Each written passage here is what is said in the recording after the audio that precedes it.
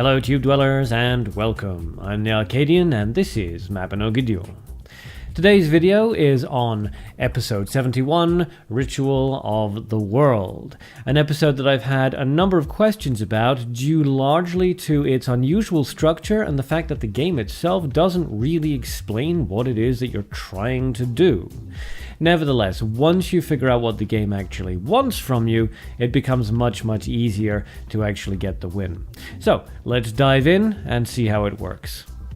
Okay, so story part is done and we dive right into the game itself. First thing that we want to do is use Neutralize on the Emperor of Destruction. He's going to be slowly charged up by the Curse of Rage cards, and we just want to ensure that it takes as long as possible for him to actually get some damage growth, as it were.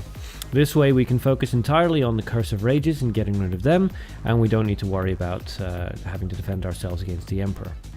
So, first of all, we'll drop a little shield in front of the Curse, just to block him off.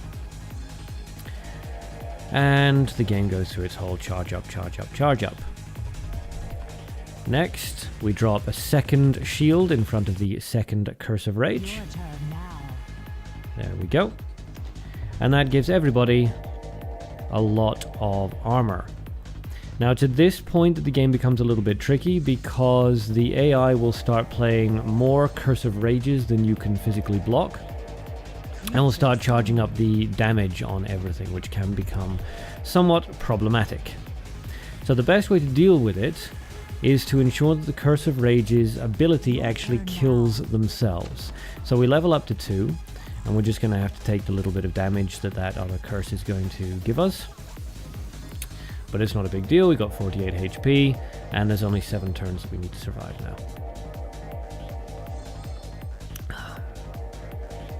Okay, so you can see that the Curse of Rages are charging themselves up, and it's beginning to get, quite high damage.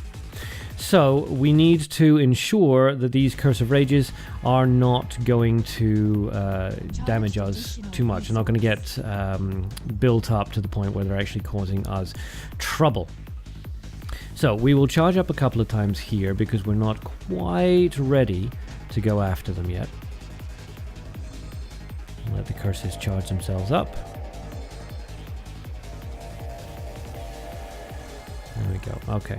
Now one of our spirits is going to die, but that's not a problem. We don't mind too much about that because we have more than enough resources to resurrect him right back out of the grave again.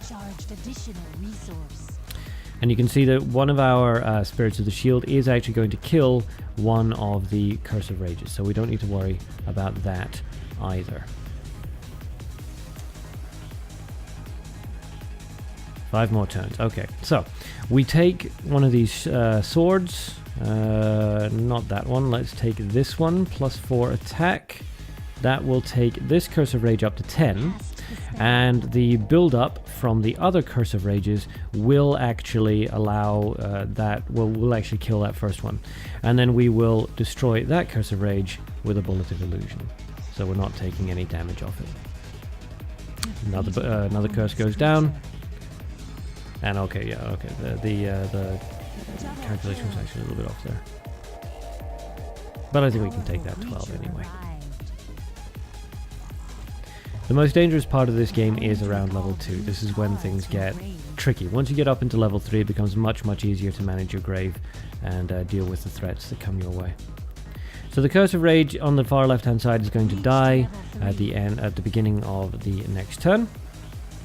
We will take the opportunity, now that we've leveled up, to revive from the grave and get our other spirit of the shield back. So, Curse of Rage kills itself. Everything gets a little bit charged up, but not too much of a threat. Our shield goes down, which again is fine because we can just revive from the grave and sort that out later.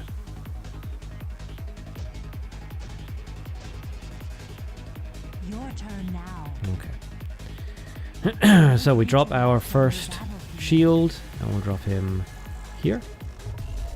We drop another Neutralize onto the Emperor of Destruction. and we will use, let's say, this one. That'll take him up to 11. And then his friend will take him up to 12. He will take himself up to 13, and he will blow himself up. There we go. Out comes another Curse of Rage, but we don't really mind too much at this point. We only have 3 more turns that we need to survive. Not a big deal.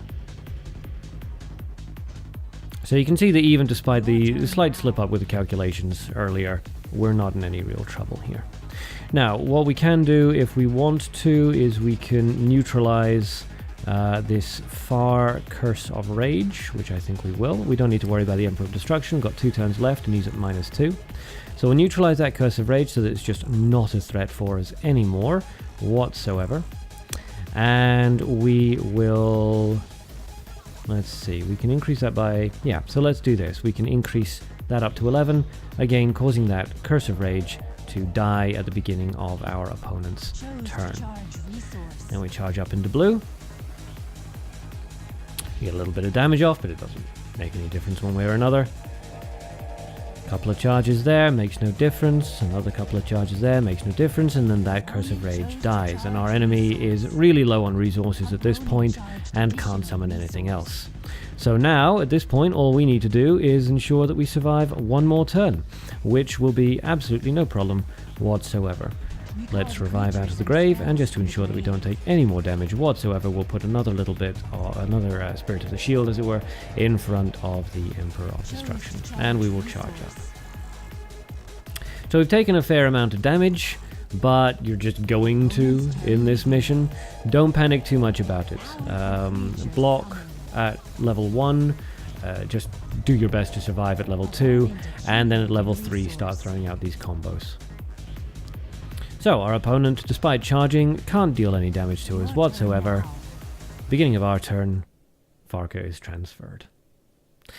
And thus ends episode 71. A tricky episode to get through because, as I say, the game itself doesn't really explain what you're supposed to be doing. But once you know what you are supposed to be doing, there's multiple paths. This one is just one of the ones that I've had the most luck with duplicating reliably. So, I hope that was helpful to everybody. If there are any further questions, suggestions, or requests for more guides, leave them down below in the doobly-doo. But it's the end of the video, and that's all from me for now. So thank you for watching, and a special thank you to all the Arcanauts who have subscribed so far. Until next time, have fun, and good luck.